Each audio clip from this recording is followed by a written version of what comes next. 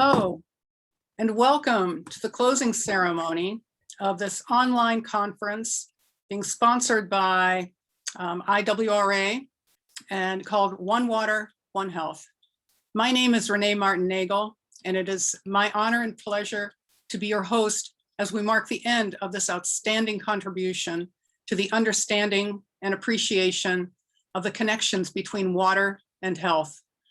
Before starting the ceremony, which will include a keynote speech and summaries of all of the themes, we have a few housekeeping messages for you that you may know pretty well by now. One, please note that the chat box is disabled during the session. However, we ask you to look there for any useful messages from the organizers and the moderators. You are invited to submit any questions you may have in English via the Q&A button, which is at the bottom of your screen. And we will address your questions as much as possible during the two Q&A sessions. One Q&A session will follow our keynote speaker, and the other will come at the end of the closing ceremony.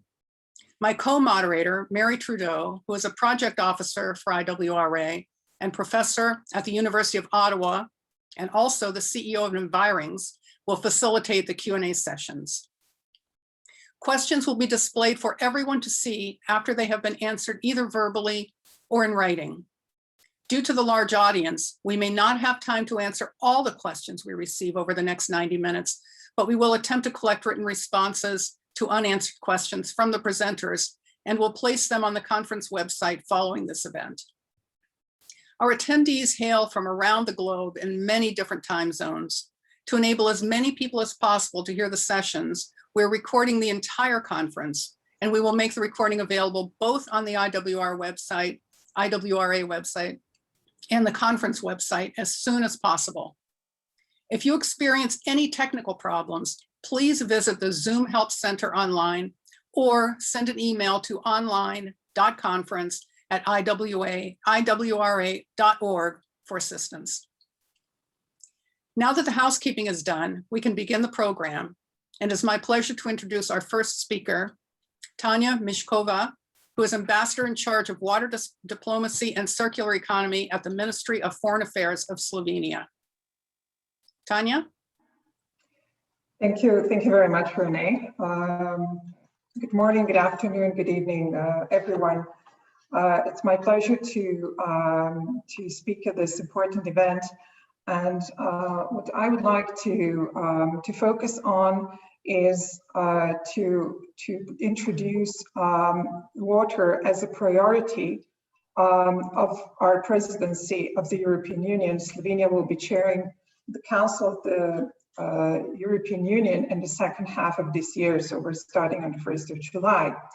And we put water in the forefront for the following reasons. We're all part of the global water cycle, obviously, and water is a cross-cutting issue, and water-related challenges interdependent with so many other issues, which means that we need integrated solutions. So what Slovenia will be striving for when we take over the EU presidency is a comprehensive approach to water, which is firmly embedded into all aspects of the EU external action, and supported by a strengthened EU water diplomacy that works hand in hand together with EU climate diplomacy and EU energy diplomacy. And by external action, I mean EU's development assistance, its humanitarian aid, and its foreign policy actions. So we want to mainstream water across those three pillars, development, humanitarian, and peace, but at the same time to highlight water as an issue in its own right. And in this process, we're consulting with the European Parliament, with water experts, environmental experts, NGOs, different platforms. So we see this comprehensive, inclusive, multi-stakeholder, cross-sectoral, and multidisciplinary approach to water as the only one that is well-informed, that is sustainable, that avoids negative externalities, and that enjoys the legitimacy of the stakeholders. And Science, research, and innovation are among the key stakeholders in informing our decisions. So we would like to support this well-coordinated cross-sectoral water resources management and stronger governance of water systems based on an ecosystem approach supported by data, supported by innovation, which benefits ecosystem services and also is based on circular economy principles. So if we want to achieve this integrated, well-informed and contextualized approach, we need to look at water from different perspectives, different nexuses: water, food, health, water, energy and food, water and climate, and water and peace nexus. As I've heard someone say recently, water is not a sector, it's a cross-cutting issue. So this is something that should be reflected when we legislate, when we educate, when we do research and innovation, when we devise climate action, when we do the budgeting. So we must make sure that water is on the table at the COP26 in Glasgow, at the Food System Summit, UN Food System Summit, and the Energy Summit that will take place in September in New York. It was on the table at the recent Global Health Systems Summit of G7 in Rome. We need science to help us better understand the interlinkages and develop a systems approach. We all know that misdiagnosis leads to wrong decision, to wrong solutions, wrong decisions, and damage. So we would like to promote this interdisciplinary science and data sharing. Data sharing is politically still very sensitive issue, and I'm not sure how many governments would subscribe to the premise that most water on data should be considered global public good. Then taking on board citizen science and traditional knowledge is something that we also strongly support, as well as, and when it comes to innovation, not only technical innovation, but societal innovation and innovation and governance. Extremely important, as we know, most water-related challenges do boil down to governance. Another issue that we'll be striving for during our presidency of the EU is that capacity building is part of development projects. Not just in terms of how people run the project, but also in terms of how to negotiate with the financiers, how to develop a project, how to collect and manage data. And this capacity building, of course, must be multidisciplinary, and it must involve skills of problem solving, of critical thinking. We've heard in the previous panel, panelists from Tunisia present such an approach. And the COVID pandemic has brought forward a great opportunity to develop online training and capacity building tools, and I'm sure that many of you are already partaking in this endeavor.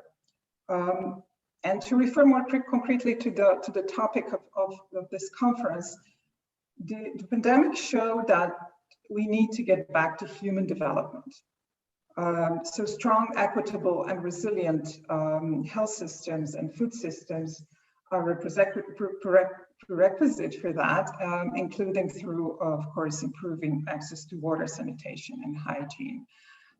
We would like to see that the EU collectively maximize the impact of our aid in the area of human development by ensuring that WASH services are integrated into all health, nutrition, education, gender equality programs and strategies, with water, sanitation, and hygiene targets and indicators included. We will actually kick off our presidency in July with a high-level event on health and water called A Roadmap to a Healthy and Sustainable Future, Health and Water at the Core of EU-Africa Relationship.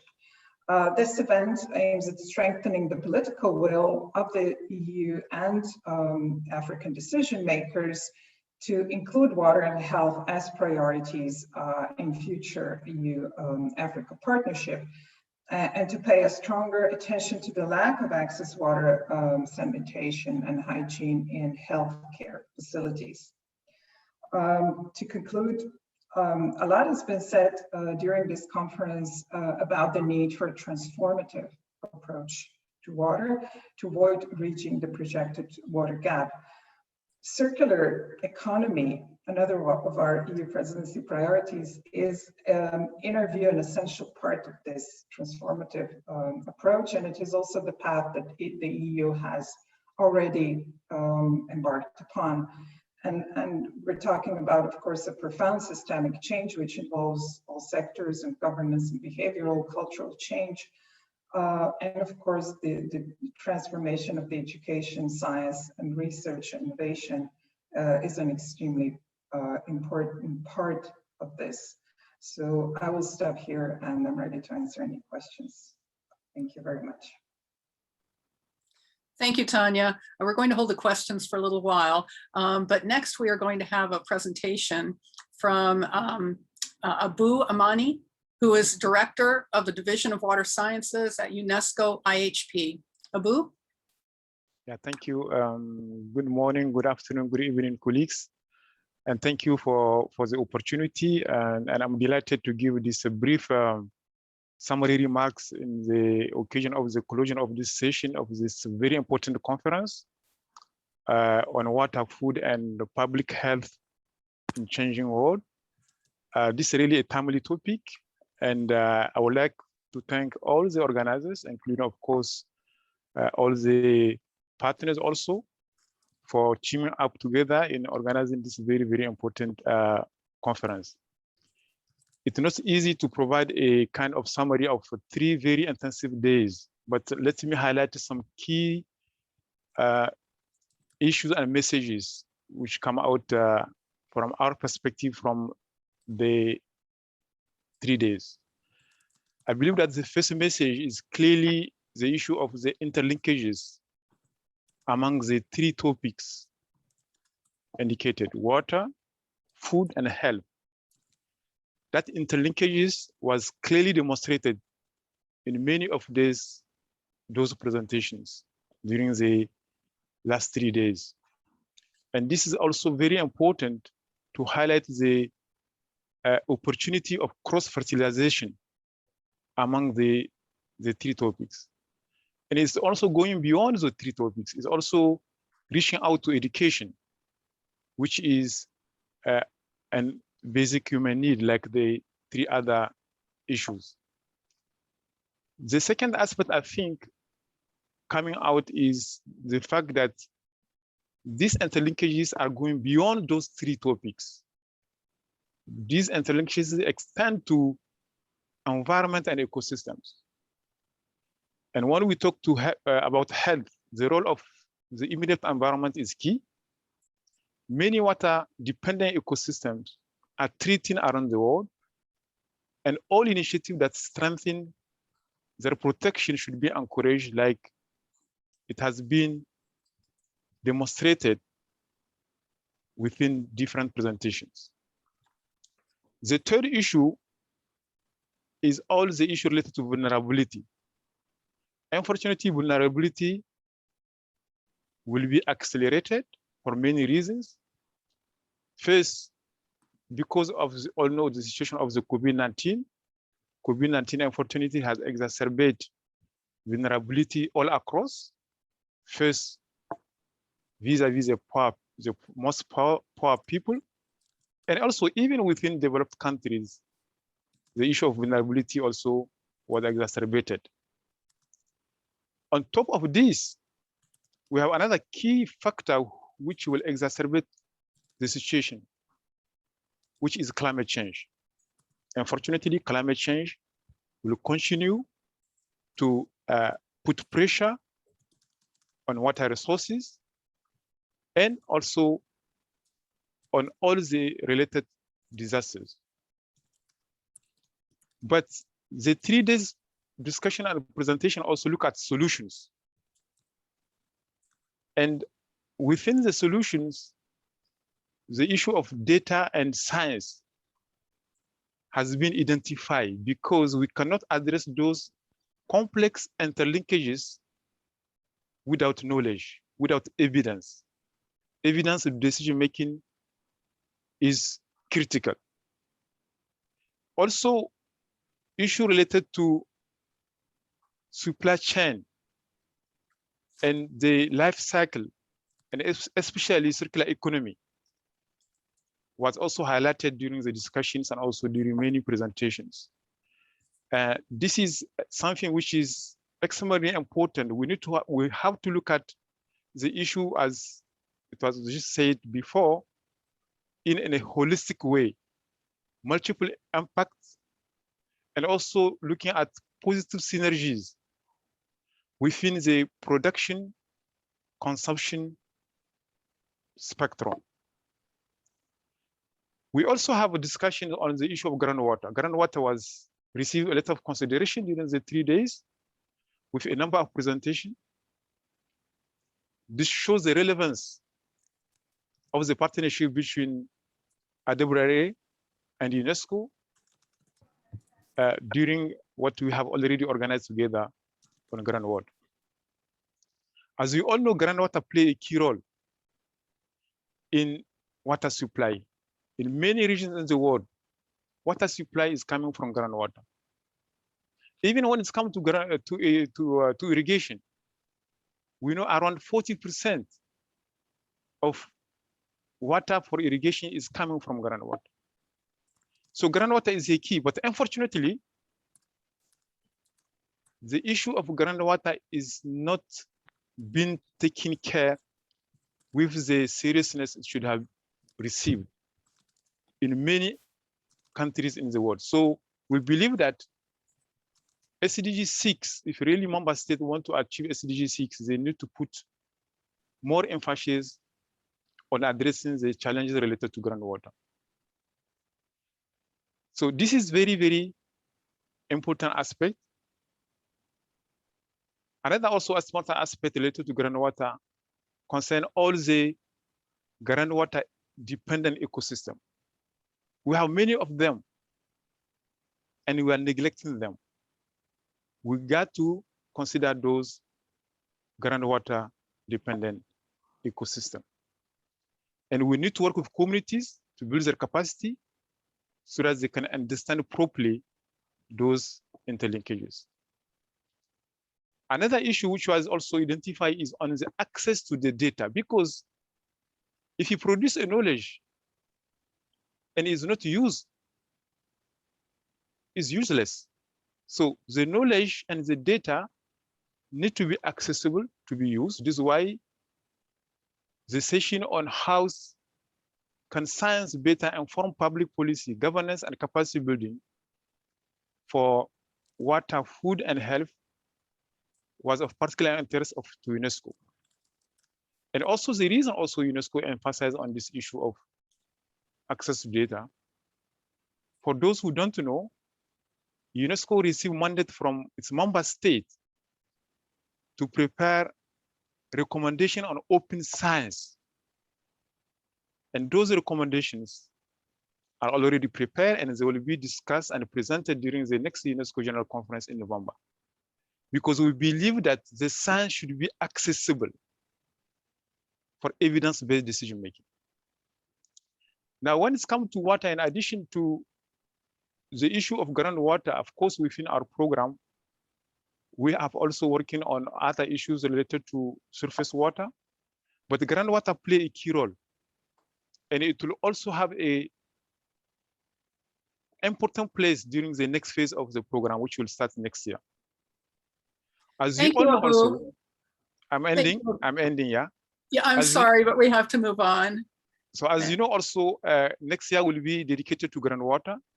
We have the water response report on groundwater. We have the water day on groundwater. So we are looking forward to mobilize you to raise the visibility of the invisible, the groundwater issue. So thank you very much. Thank you, Abu. And as someone who is dedicated to groundwater, I couldn't agree with you more. So I'm glad that you made that point. All right, next we're going to hear from our keynote speaker, who is Professor Edeltraud Gunther Director of the United Nations University Institute for Integrated Management of Material Fluxes and of Resources. Professor Gunter? Thank you very much. And you share my slides, right? So Yes, we can see them. Thank you. I thought at the end of this conference, I bring one message. It's the question, if not, what? The cost of neglecting the nexus of water, food, and health. I thought it's the right time to think about case studies. And I will end with a call for action. So please move to the next slide. Or can I move? No. So one case study starts with health and then goes to water and food. Just click, please. We had a project where we analyzed micropollutants via pharmaceuticals. So focus on health, where we looked at contrast media, at hormones, at antibiotics. And we realized, click please, that we have a positive impact on health, but we have the micropollutants in wastewater, and we have then polluted soil, polluted groundwater that impacts then the health of the next generation. And the next generation can be already in a few months or even days. So here we see the nexus of health, water, and food. I would like to ask which actors are involved. Next slide, please. And here we see that we have the human and animal medicine. We have wastewater treatment plants, all was discussed during the conference, and we have those actors related to soil and food. Next, please. And if we look into this, we can ask the question, whose costs are we looking at? You talked now, both speakers talked about data. It's also about data for costs. My background is in business research, so therefore I always look at monetary values, especially pharmaceutical companies. They produce the pharmaceuticals, but are they responsible? For what are they responsible? Hospitals or medical doctors who decide upon the treatment, are they responsible for the micropollutants in water? Health insurances, should they somehow integrate micropollutants in their fees? We have households, we have wastewater treatment plants, drinking water treatment facilities that focus on water. Who pays for the costs? Do we have different fees for people that pollute more?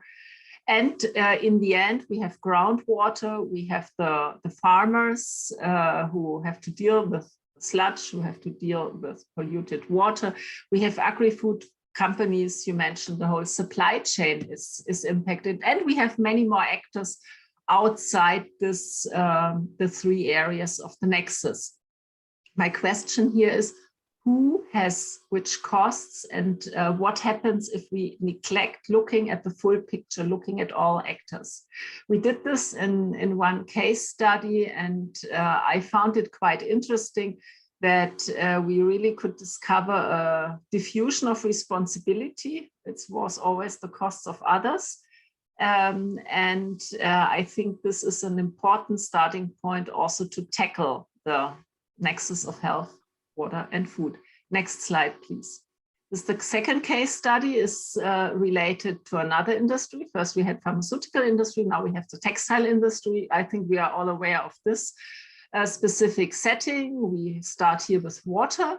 Water used for cotton fields. We have impact on food, for example, water availability for fisheries, but also water availability in general. And then we have salinated water due to the water use. And this has an impact on health of humans, but also of animals. Next slide. We did an analysis here as well for different actors, for the fishermen that have reduced income, for the cotton pickers. I did not yet mention the pesticides on the cotton field, another impact on health. We have the developers, we have environmentalists, we have waterworks, we have regulators. Again, different actors responsible for different parts of the nexus. And this was already mentioned, different stakeholders have to be taken into consideration. And my message is here, we have to look at their costs. If we do not look at their costs, we cannot motivate them to change their behavior. And then we can move to the third case study, please. It's a case study on irrigation, was also discussed intensely here during these days. Irrigation with untreated wastewater. The previous case study, by the way, was in Bangladesh. This one is now in Mexico. Irrigation with untreated wastewater has an impact on groundwater contamination, has an impact on health through the pollution, but also via food.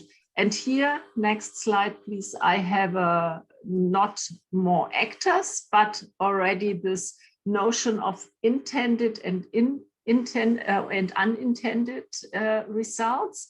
We want to use the water. The water in that case here from Mexico City was used in Mezquital Valley, and we want to irrigate land to grow food in usually semi-arid area. We have unintended results. Aquifer recharge was not tackled. We have infiltration through channels and irrigation returns. We have groundwater pollution. We have unintended results on health, public health, environmental issues, and also on food via soil and also via crop pollution. So here again, we have different actors, and we look at intended versus unintended activities. And here you already see this notion of neglecting costs in decision-making. Next slide, please. This is my second last slide and my main message. Calculate the net effect. And there is now, meanwhile, even an ISO standard on this that says, calculate the costs of action. How much does it cost to avoid, for example, using water, to reduce the use of water, to recycle, to substitute, for example, as cooling agent or in other areas. Partially, costs can be shifted, for example, to customers, to suppliers, to the government via subsidies, or you also mentioned regulations that we have clearer laws, what can be done, what has to be done. And I already mentioned insurances. And then we have to compare these costs for action that we can shift to others with the costs of inaction. What are the impacts of the damage? And you can go through all the 3 case studies and all the case studies of this conference and think of the impact of not acting, the damage costs, and not only short-term, but also long-term. We might have legal sanctions that could be in a positive way fees, but that could also be illegal behavior in the end that has an impact. In some cases, when we talk about climate change, we have emissions trading. We also could think of licenses for water bodies. So really that we also use the market mechanisms. Insurance, I already mentioned, and then also opportunity costs, lost opportunities, because we do neglect some options. And I think if we really take all the discussions we had during this conference and analyze it now at the end of the conference with these classes, that we say, okay, what does it cost to implement some of the suggested measures, and what are the costs of neglecting these measures, short-term, long-term, different actors worldwide, then I think we can really make an impact. And then I would like to come to my last slide. Sometimes it helps not to develop a new tool or new instruments, but just analyze barriers. Why doesn't it work?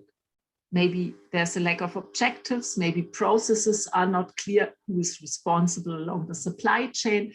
Maybe there are not sufficient resources in terms of time or finances.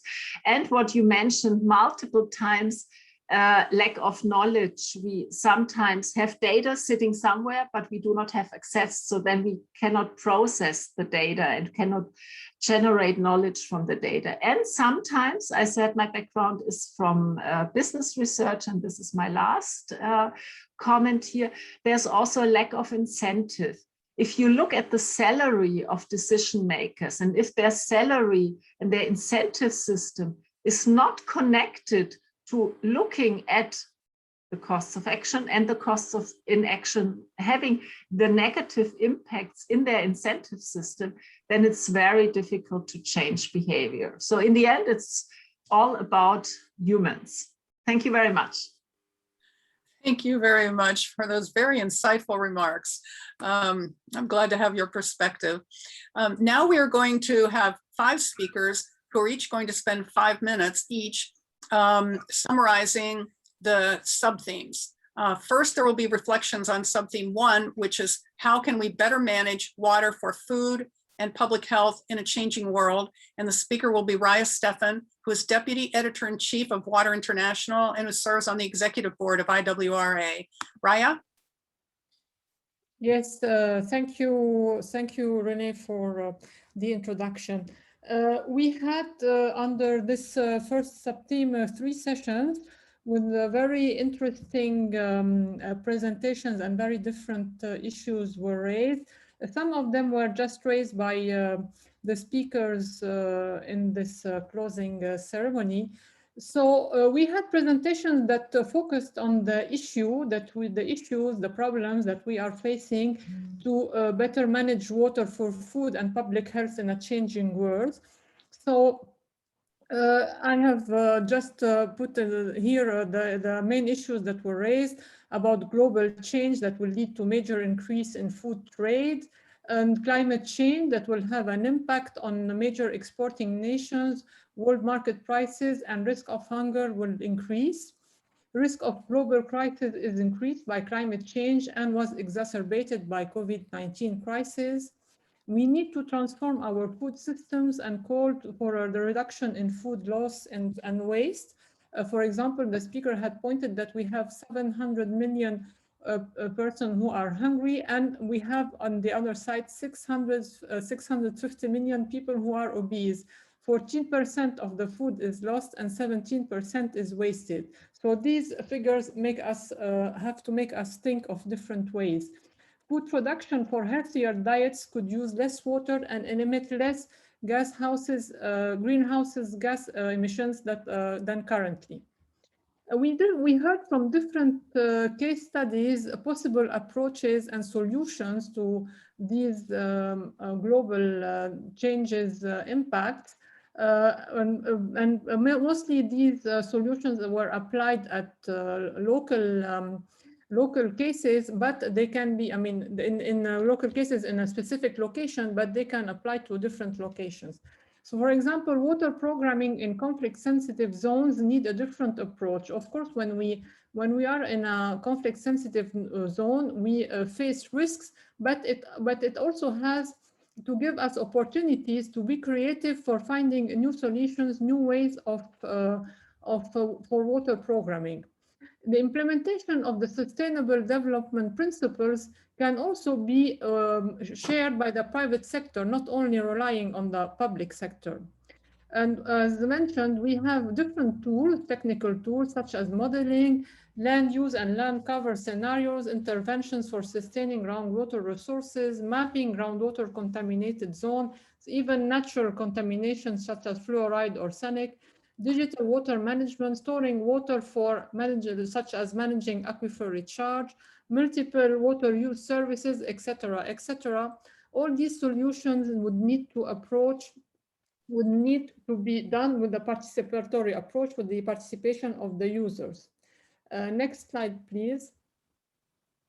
And we had a keynote speaker that actually presented to us the one solution that was also mentioned by the previous speakers here.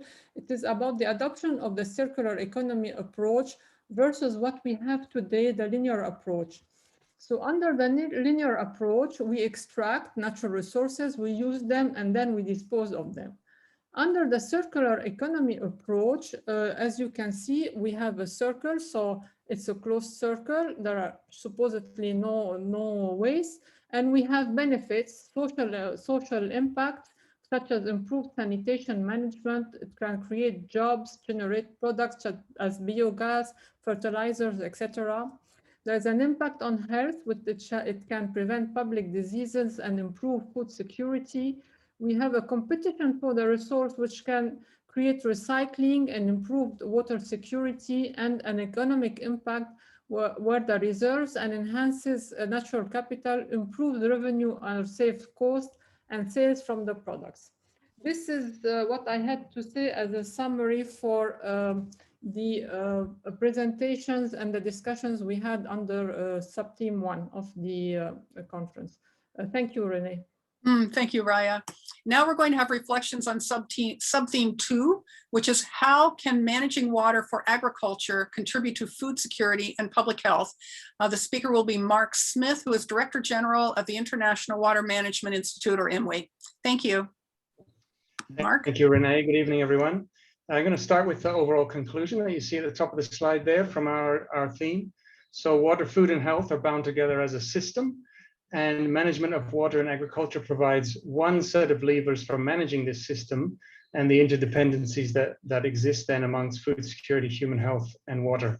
And so we're going to need to understand these better, understand these levers better, and how they work in order to be able to integrate agricultural water management better and more deliberately in management and policy across food, health, and water. In opening our discussions, we benefited greatly from a very thought-provoking keynote from André van Rooyen of ICRISAT, who described water management in irrigation and the outcomes that it delivers related to poverty, nutrition, health, and environment. He described those as a complex system, and that he talked about the impacts that can therefore be achieved by using multi-stakeholder innovation platforms around irrigation systems for promoting change in these systems. We then had 11 presentations over our 2 sessions, and these further demonstrated the importance of management, water management and agriculture for food security, environmental sustainability, and resilience, as well as stability of society, economy, and political stability, and also human well-being. So 4 key points to summarize. First, agricultural water management practices are directly related to health, and we saw examples of this across the food supply chain, and including, for example, therefore, how you go about managing, designing and managing irrigation systems through, for example, the way pesticides are managed and different pollution control approaches. Second, managing for water efficiency and quality are key for food security and battling malnutrition, waterborne disease, foodborne illness, and poverty. Third, policy design and shared governance that addresses barriers and provides incentives for adoption of improved management practices and adoption of innovation. These are important. They're important for addressing water, food security, and human health. And examples include for management of groundwater, for managed aquifer recharge, for crop diversity in irrigation systems, for example, and in policy and governance for multiple uses of water by farm households. And finally, education, creation of an environment for learning and sharing, addressing competition for water, all of this supported by improved metrics and monitoring are an important key for moving forward and to effectively supporting incremental adoption of locally driven innovations. So I want to conclude then by thanking all of our speakers, and especially also to my co-organizers for these sessions, Tala Awada and Henning Bjornlund. Back to you, Renée. Thank you. Thank you, Mark. Now for reflections on sub-theme 3, which is what opportunities lie in the improved cooperation between water, food, and public health sectors. We have Basil Dara, who is research scientist at the Texas A&M Energy Institute. Basil? Thank you, Renée. Our session was mainly focused on identifying identifying opportunities that lie in improved cooperation between the three sectors. We had 2 very interesting sessions with 12 presentations coming from 8 different countries with different perspectives and expertise across different case studies. One of the main messages we had, which was shared across presentations, was that the interconnections between these 3 systems is certainly complex and involves a lot of stakeholders and a lot of elements that we need to better understand and communicate with. And one key message that we also had was the need for early engagement with the stakeholders and the community engagement to understand these complexities, and as it relates to the social, cultural, economic factors that come with these challenges. In addition to the importance of developing research that cuts across these 3 systems and really developing identifying new research questions at the interface of these research systems along with the stakeholders. NGOs do have a role to play in identifying those challenges, but the voice of the common person and the most vulnerable should always be solicited and heard as we develop these research questions.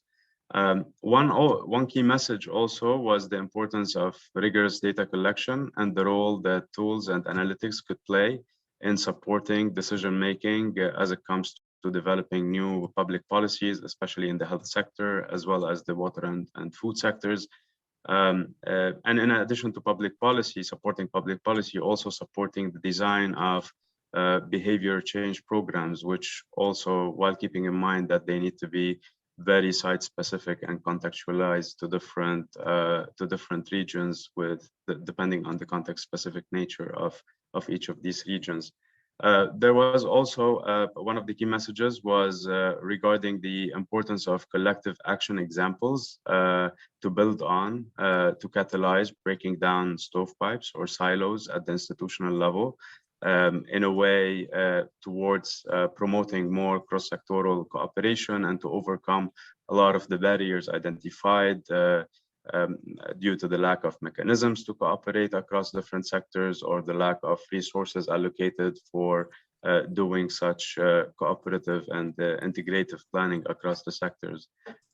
There was also, we had a case study actually that highlighted a success case on building partnerships between universities and the health departments with an emphasis on resources that are needed to maintain such partnerships and to enrich them and to be able to support different departments as well as universities to work towards advancing the 3 sectors. There was also a message on climate change and its impact on agriculture and how that affects water, food, and public health systems, and the need to consider alternative crops and monitor those closely.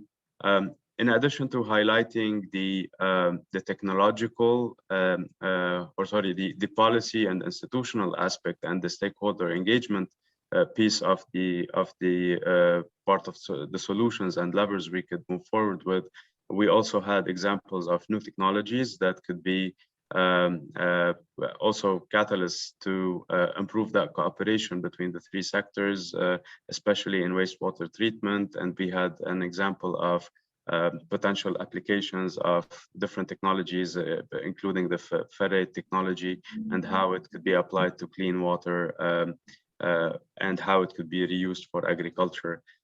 We also had a very interesting presentation that focused on the inadequacy of wash amenities for persons of physical disabilities and how that trickles on the different health-related outcomes and how investment is needed towards advancing this type of infrastructure to make sure that no stakeholders are left behind.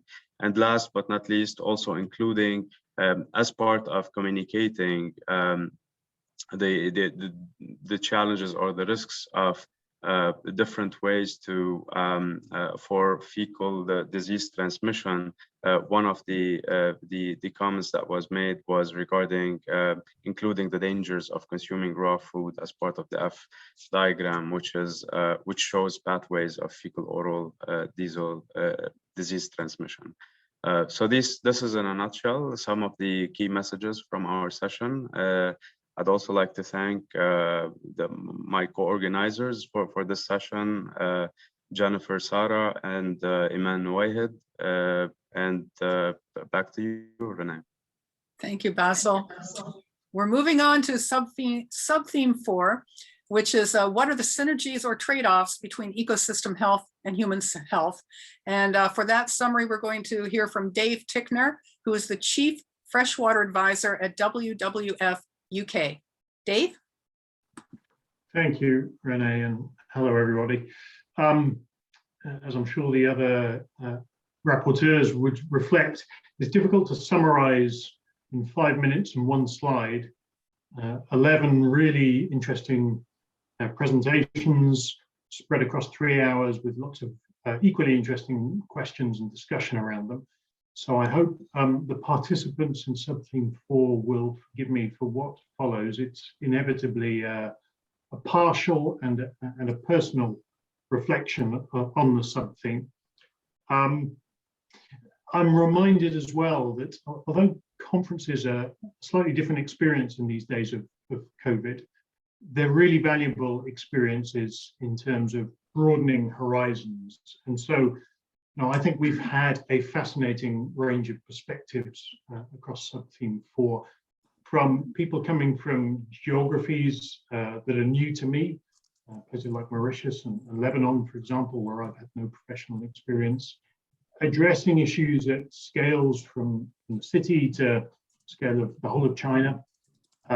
People coming at this from a range of different professions, from research, but also consultancy and others besides, range of different disciplines, and I think really valuably, a range of different career stages. We've had some senior practitioners presenting, but also some people right at the start of their careers, and I've greatly valued that. And some really interesting entry points to the conference theme. People coming at this from perspectives of skin health, for example, something I've just never even thought about, and also coming at the issues from the perspective of coastal ecosystems, as well as freshwater ecosystems, as well as food security and so on. So it's been a very worthwhile experience in terms of at least broadening my horizons. Now, we framed the sub-theme around 3 questions. So I've tried to frame my reflections around those 3 questions.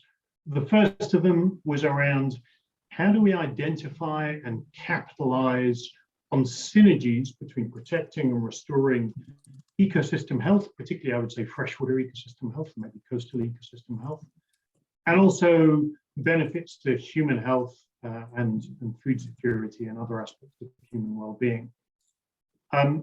What have we heard about that? I mean, I think one of the things that struck me was that there is a key area of alignment, a key area of synergy around water quality. And some of the other speakers this evening or in this session have touched on this as well. And there are different ways we can try to approach those issues of water quality. We can try to reconceptualize the idea of wastewater and view it more as a resource, look at circular economy approaches and aim for net zero discharge. And we heard some interesting reflections from Australia on that. There are all sorts of emerging technological approaches using all sorts of fascinating substances. Banana pseudostem we heard about from the Philippines, which can potentially be ways of enhancing wastewater treatment. There are ways of addressing behavioral approaches to reduce pollution. For example, we heard examples from Mauritius around engaging farmers around pesticide behavior and using some human health motivations around that. And then there are different sectoral approaches. So coastal fisheries, or I should have written there, shell fisheries, using shell fishery, the health of shell fisheries as a motivation for addressing water quality pressures from from upstream sources. There's some promising things emerging there. I think Can I ask you to move a little more quickly through your summary? We have 4 Sure, more okay. speakers. Thank you. I think we heard quite a lot about the importance of water management planning processes, particularly from Australia and China. What was really important in those is that planning processes have to be well designed, and in particular, I would emphasize the need for those processes to pay equal attention to economic, social, and environmental aspects. We also heard about different tools, in particular scenario analysis, and there was a very useful presentation from Lebanon around scenario analysis for addressing different outcomes from water management. Second question we asked was around the role of markets and regulation to achieve ecosystem and human benefits. Some great work in China on use of zonation for groundwater use as a way of setting up regulatory approaches. And some really interesting examples from Australia on effluent credits, and also from the US on nutrient trading schemes or pollution trading schemes. And I've seen similar things emerging from other parts of the world as well.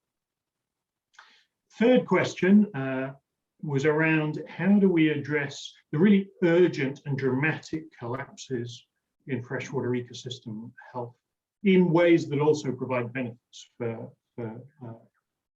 humans, for society. I don't think any of our speakers really addressed that question, so I can move through that pretty quickly. And if anything, that was perhaps the disappointment of the session for me. A couple of final reflections. First, I think we heard rather more about synergies than trade-offs. On the one hand, that's a good thing. It's great to know that there are synergies and people are focused on those. But of course, there are some difficult questions out there as well about how we use water to achieve multiple objectives. So perhaps we need more insights on those difficult questions.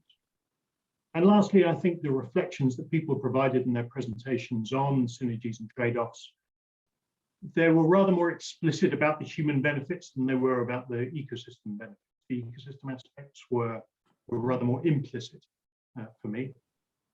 And so I think one of the things I take away from this is that there's great scope for more explicit analysis that particularly looks at what I would call the triple challenge of addressing climate change, restoring nature, and bringing about benefits for human development.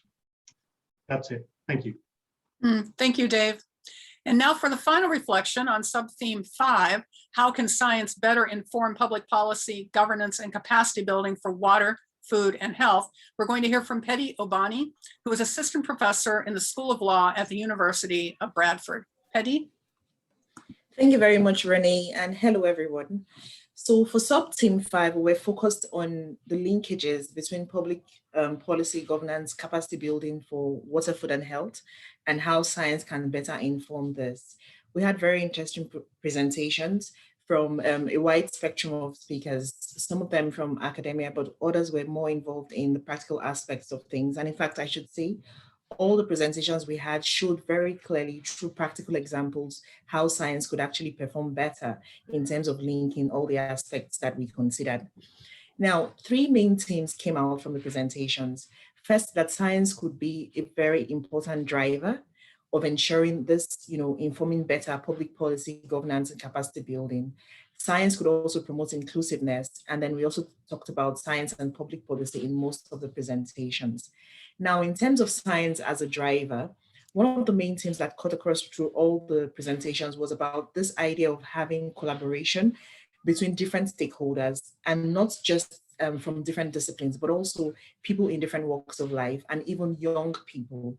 So we had a very interesting keynote presentation by John Eckert from Project WET, which essentially focused on how young children could be taught about water management and these interlinkages between water, food, and health, and how it was very important to ensure that science was broken down even to that level, essentially catch them young. So all the presentations we had, there was this nagging question of how do we break this down? How do we make this accessible to children? How do we ensure that these very technical issues do not remain in the scientific papers, but can be fed through to even the younger generation? So that was one of the main themes. Another important thing that came through was this idea of transdisciplinary research.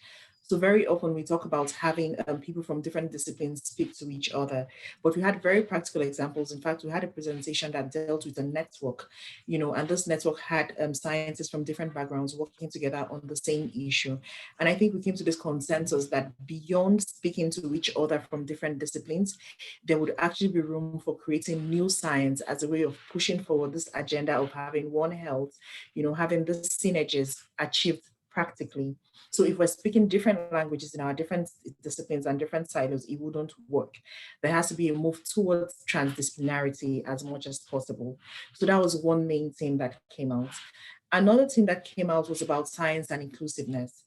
And this was very well reflected in even the wide array of speakers that we had from different parts of the world and from different disciplines. And one of the things that came out was the importance of looking at the political economy of science. The fact that we just can't look at science as being just what it is, but we have to see science as something that interacts with systems in the society, because essentially it is those interactions that affect how people experience or do not experience the scientific outcomes or findings. So the political economy of science is something that we all have to be alive to, and we have to reflect upon as we go forward in our research, in our practice, and in our different spheres of work. The second theme that came through under science and inclusiveness was the importance of looking at the different aspects of inclusiveness.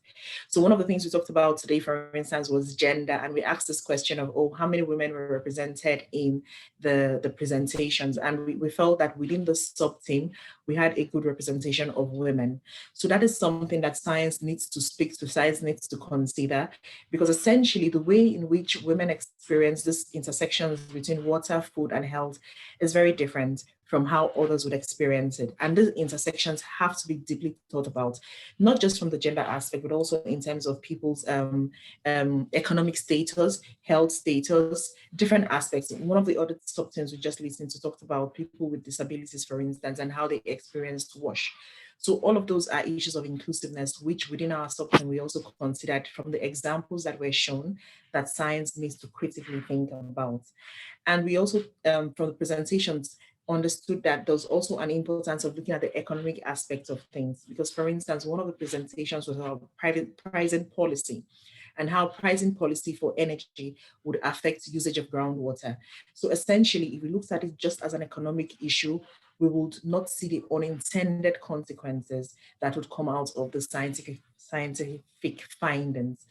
So as we go about our research and as we have findings in science, one of the main messages from this sub-theme is that we have to think critically about the wider implications from a social perspective, an economic perspective, an environmental perspective, and of course, from a governance perspective. And then we also talked about science and public policy as one of the main themes. Now, within that context, linked to, again, the keynotes we had, but also other presentations, there was the important issue of communicating science. And this communication of science is about, again, going beyond just your discipline, going beyond just your sphere, but speaking to other disciplines, other spheres in an integrated manner. And that leads to the next finding or next main thread that cuts through the presentations we had again in the sub-theme. This idea of having an integrated and intersectoral approach to looking at the interlinkages. So in all, we figured that science could be a driver. Science is very important to consider when we think about inclusiveness, and this inclusiveness would be in terms of inclusive access, but also in terms of inclusive allocation of the available resources. And then we talked about the linkages between science and public policy essentially being important in terms of how we communicate the science, but also how we try to integrate the scientific findings in different sectors and ensuring that there's no, there are limited trade-offs. So we're mitigating the trade-offs and then we're promoting the synergies through this communication of science and through the integration and governance approaches. So those are the main themes that came through the presentations in sub-theme 5. And I'd like to thank all the presenters. I would also like to thank the co-organizers for this sub-theme, Alice O'Reilly, Lisha Whitmer, and Aurélien Dumont. Thank you very much. Thank you, Pedi. And with all conferences like this, we have an International Scientific Committee. Now we're going to hear from two members of the ISC for this conference. First is Rabi Motar, who is Dean of the Faculty of Agriculture and Life Sciences at the American University of Beirut. And he is also Professor of Environmental Resources and Engineering at the Texas A&M University. Rabi? Thank you so much, Renee. I'd like to start by thanking the IWRA staff. They've done a terrific job for the last, not only the last 3 days, but over the last several months preparing for this. Thank you.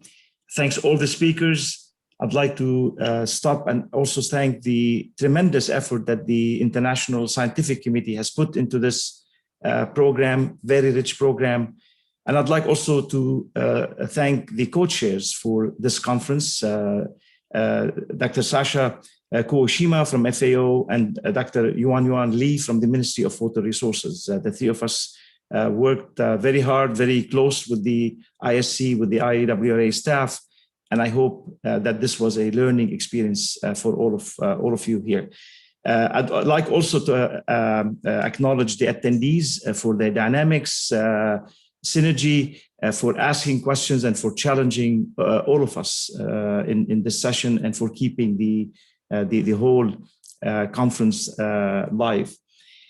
Reflecting back on the conference goals and whether we have achieved those goals, I'd like to highlight a few of the things that we have been talking about as goals in the preparation for this conference. One is to explore resources use, whether it's water, food, health, land, and the efficiencies from technologies, from policies, and also from an important aspect that has came across the human factor aspects. The second was to identify the relationship and synergies among water, food, health sectors. Third is to promote new business model based on circularity and transformation of the food, agriculture, health system. Fourth is to initiate a dialogue on the governance platform to foster multidisciplinarity in the water, food, health system. I hope you all agree that listening to all of the reports from the rapporteur for all the sessions that we did actually look into to a big extent that this conference speakers, the audience, the comments, the questions, and the dialogue, we did contribute to all of these three. And I'd like to highlight one reoccurring term that came across very strong in our discussions, which is the system. So yes, this is a complex system, and complex systems are different from what is termed as complicated system. I will quote here Dr. Jim Jones in his introductory keynotes, making that distinction between a complex system that actually does not behave in a linear way versus a complicated system, which is difficult to simulate, difficult to model, but then it is predictable.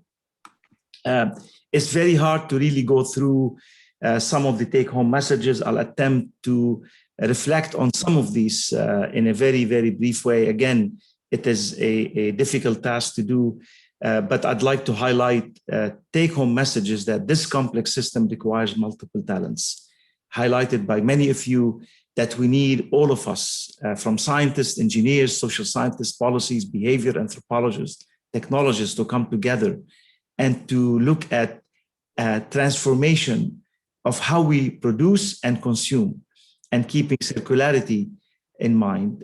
Several of you also highlighted the alternative for the safe and low-cost water sources, including green and wastewater.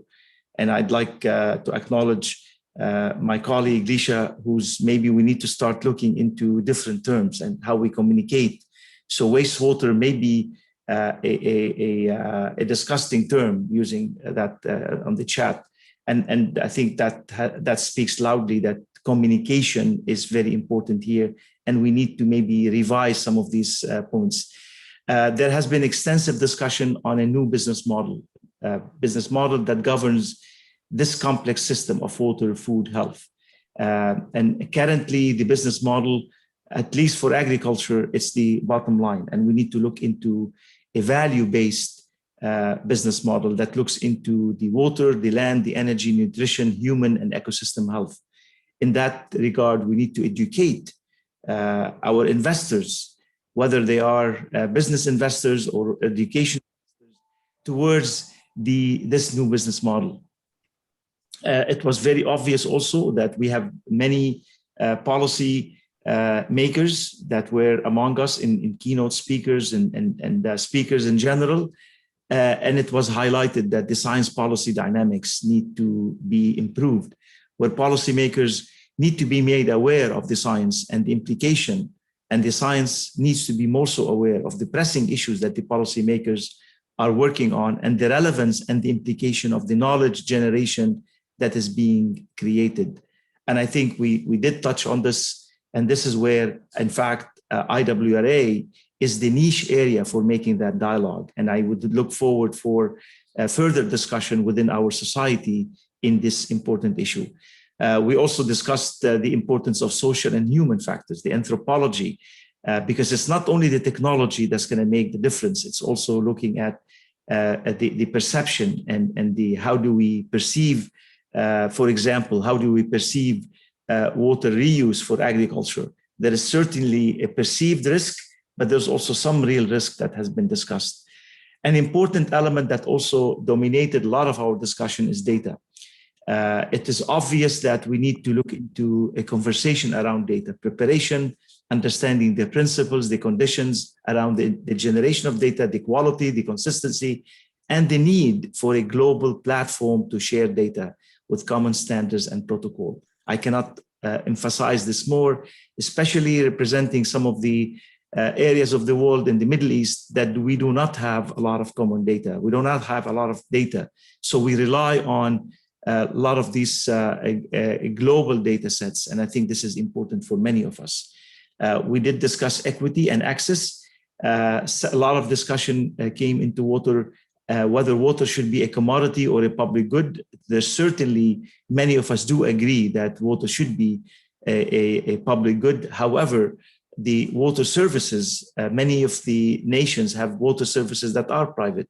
So it's not as easy to be achieved within the SDG context, but we need to really look at that. And there was some discussion about redirecting subsidies and the rural-urban dynamics, and more importantly, the policy coherence in decision-making involving multiple sectors. And we are looking at this complex system.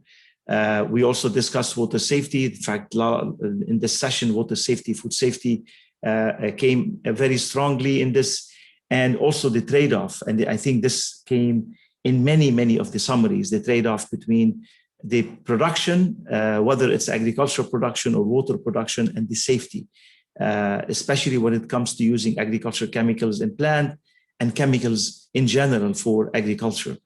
So this trade-off is loud and clear. I think the future trend that we should be looking for is the new model for agriculture, sustainable agriculture, looking at carbon credit and nutrient trading. I think this is something that needs to be explored. Regenerative agriculture, the aquaculture, those are the trends that are looking for the future that will allow us to look at to wean agriculture from high dependency on water, but also it can produce some incentive for these farmers who are working on a very thin margin. I'd like to close by inviting all of you to contribute to a planned special issue in Water International that will publish through a peer review process, the state of the art, state of the science in this very rich subject of the water, food, health nexus. Thank you again. And it's been a pleasure working with many of you. I've enjoyed it, I've learned, and I appreciate every moment we spent together. So thank you. And I hope next meeting will be face-to-face. Thank you. Thank you, Robbie. And I'm sure we all feel the same way. We would love to meet face-to-face again. Now we will hear from another member of the ISC, Marlos de Souza, who is Secretary of the Water Platform at FAO.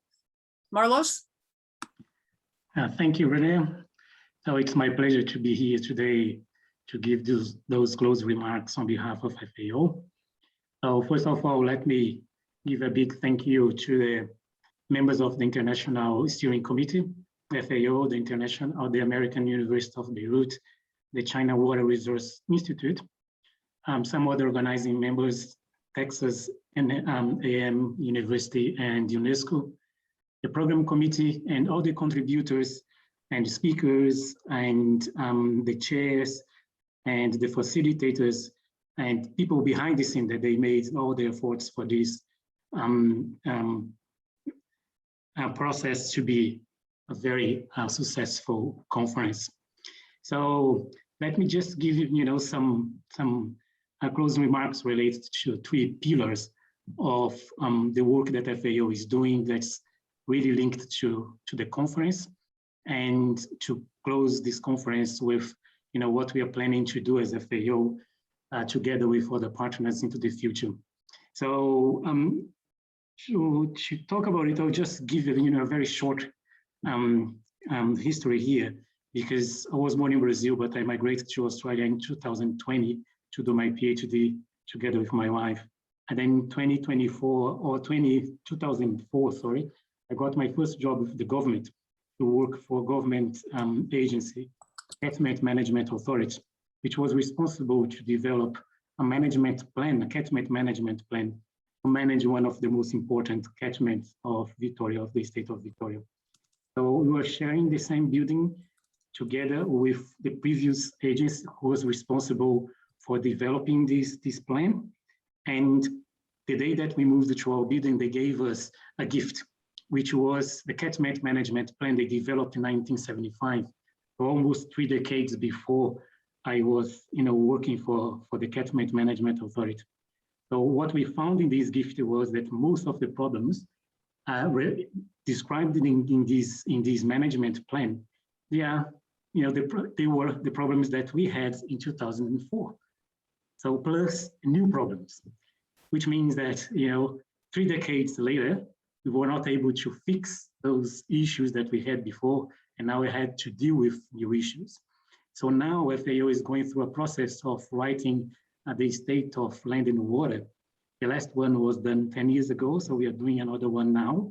And going through this process of reviewing it, we got to the same point saying, look, we still have faced the same problems that we faced 10 years ago, plus the new problems. So there comes my first pillar. The first pillar is actually that. So in the 70s, we used to do it in isolation for water management, trying to fix all the problems that we had about water quality and water quantity. And I think we failed. We failed because we didn't integrate all the issues and tools that we had, or that we developed for the last 3 decades. So when I was there, we tried to do it to integrate more what we had done in the past.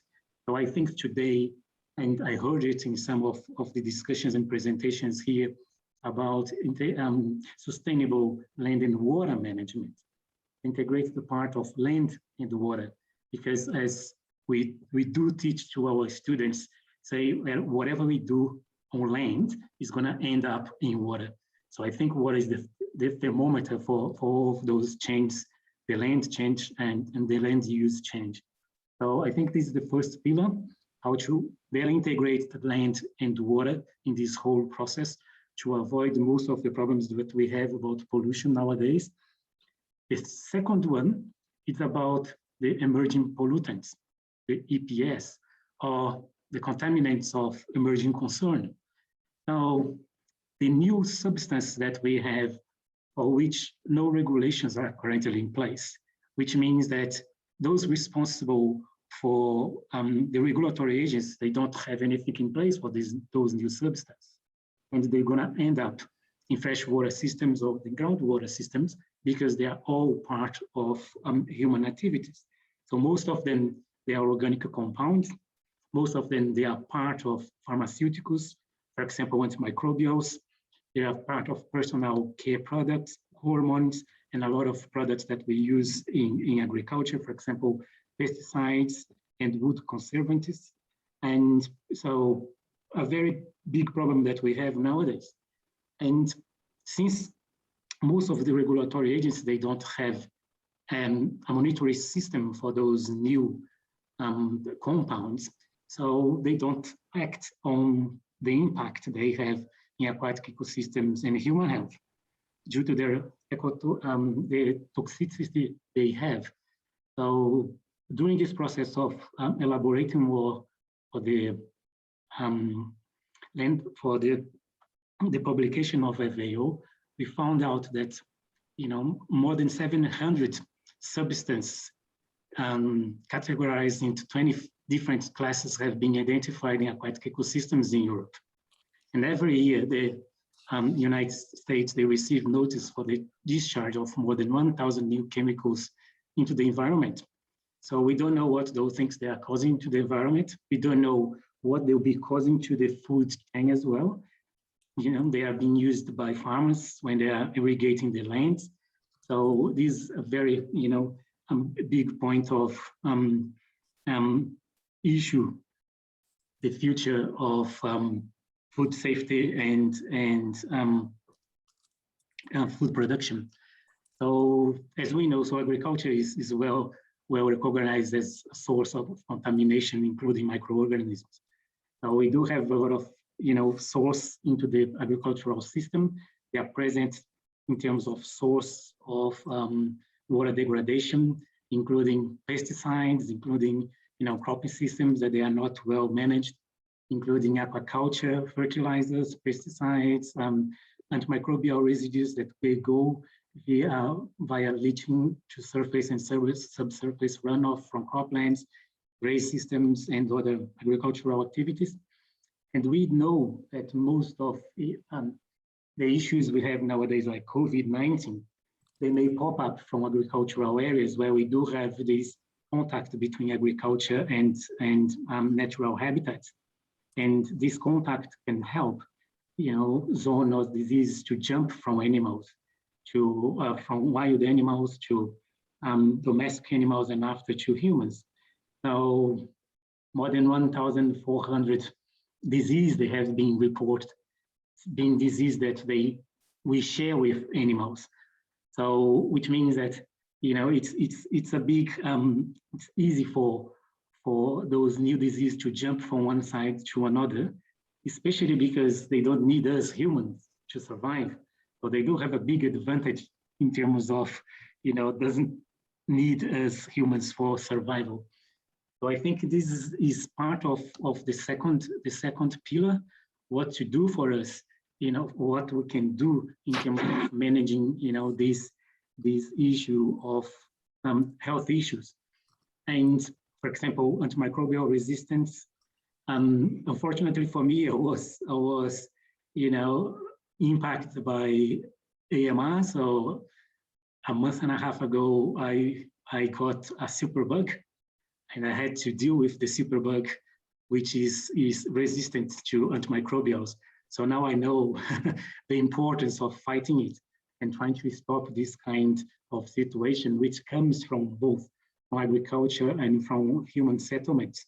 So this second pillar goes to what we have at FAO as a flagship program called One Water, One Health, which wants to put together land and water management in terms to recognize this interlinkage between water, food production, and health, human health, animal health, plant health, and the health of the environment, as what we were discussing here before. And a previous speaker has touched on this issue of recognizing about this gap that we have in terms of getting the environment to be part of the thing. So I think that the third pillar is what we are trying to do to fill up the knowledge gap we have nowadays at FAO in terms of not just FAO, but we have the tripartite between FAO, WHO, OIE, and now UNEP. We are working together now to close the gap in terms of the impacts on the environment as well, especially for antimicrobial resistance and for the pre-harvesting issues that we have. So pre-harvesting issues for water quality impact on the human health and food safety. So just to finalize, we are trying to use state-of-the-art for the use of isotope techniques for us to understand the persistence and transport of antibiotics through soil, water, and environment in agricultural catchments. And we are using as well some studies for whole genome sequencing for us to understand better the impact of water quality from, as an input in food production. And it's not just about contaminating soil or groundwater systems or surface water systems to understand the impact that they may have in terms of the food itself. If they can be moved from farmland to our table to be food, and if they can still contaminate us, even if you are washing it properly. So I think it's a big step forward for us to understand this whole cycle of movement and transport and how we can do better to put together soil, water, food safety, food production, and water and health and public health. I guess this is a big issue for FAO. So we are working hard to get to a point where we can help food to be safer. If it's not food safe, it's not food. So I think this is the message from us. So thank you very much again. Thank you very much for all the participants and for the message and giving, and look forward to work with you all in the future. Thank you very much, Renée. Thank you so much, Marlos. Those are very important points for us to keep in mind. Now we're going to hear at last from our president, the president of IWRA, Gabriel Eckstein. He is professor of law at Texas A&M University and director of the law school's program in natural resources systems. Gabriel? Thank you so much, Renée. Dear colleagues, dear friends, we now bring this remarkable online conference on One Water, One Health, Water, Food, and Public Health in a Changing World to a close. Over the past 3 days, we have listened to some of the world's finest experts discussing the fundamental and inseparable intersections that traverse the fields of water, food, and health. We've engaged with each other on how the ongoing pandemic has affected all of our lives, our societies, and our economies.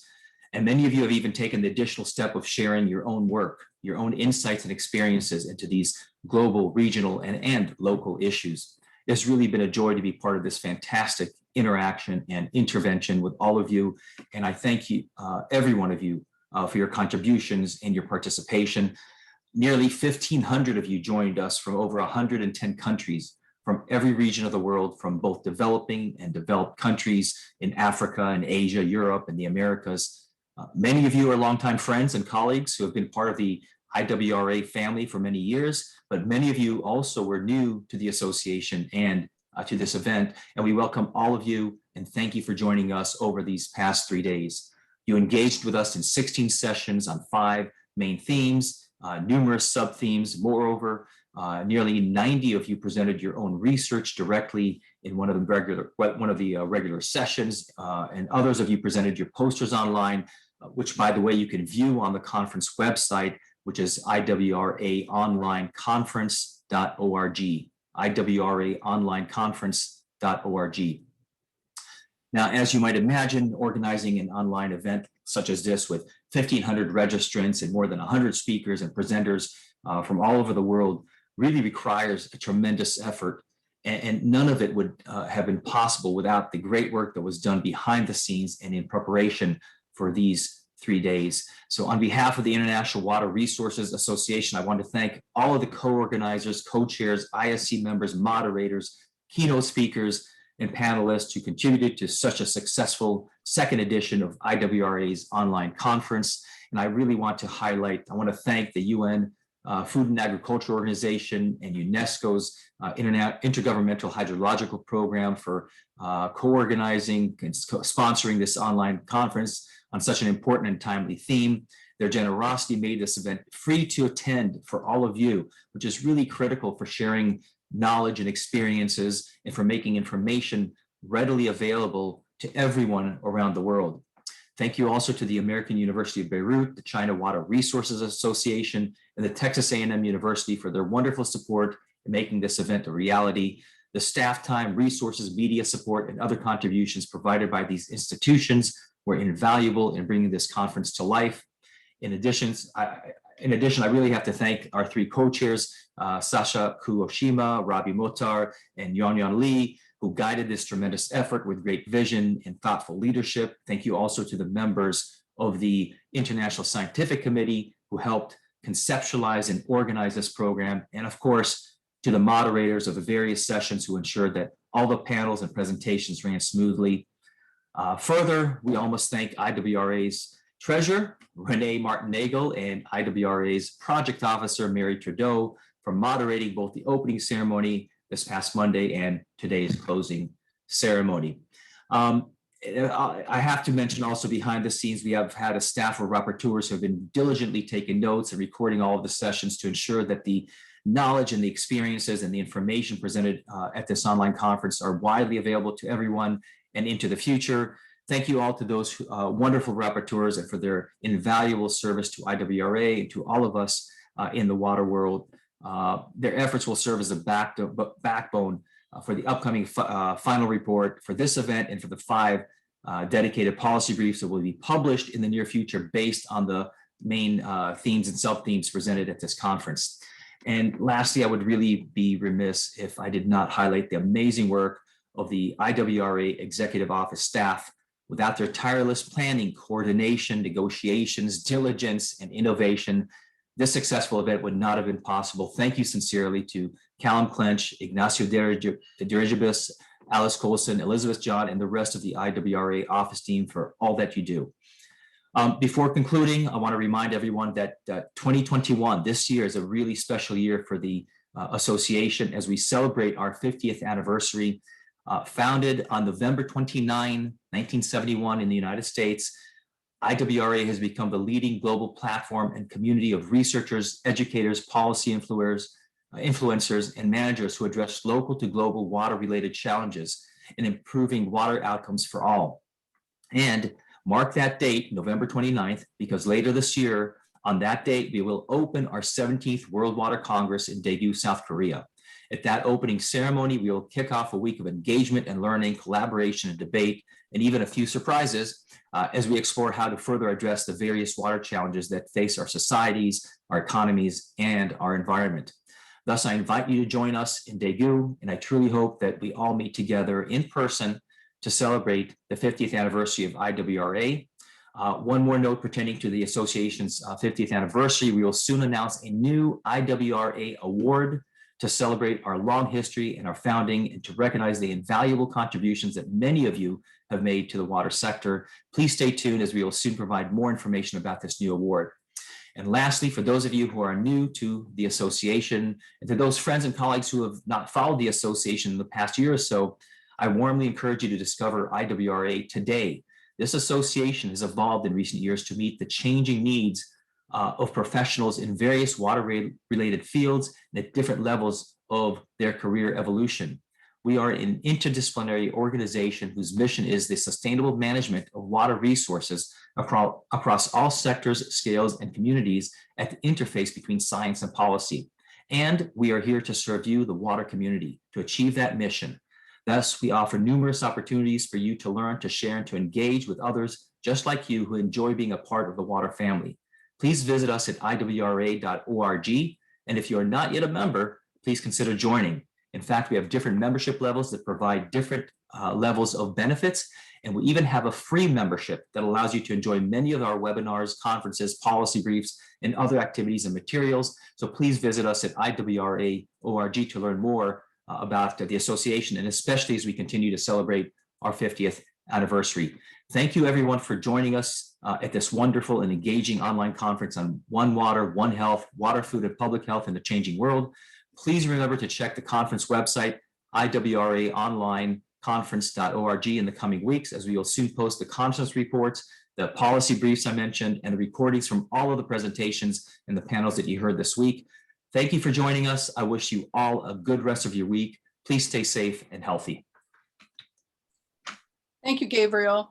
We had intended to have a Q&A session, but we have a hard stop in 1 minute. So I'm just going to thank all of you for participating. To remind you that on the conference website, you will find the PowerPoint presentations, you'll find posters. We've been collecting questions and we will be gathering the answers to those questions and posting them online also. And with that, I think that we will officially close this, this online conference on One Water, One Health. Thanks to all of our speakers, all of our attendees, the ISC, the IWRA staff, and everyone who's been involved in producing this conference, which has explored so many important issues. Thank you, and I wish you all a very safe and productive summer. Bye-bye. Bye-bye. Bye-bye. Thank you.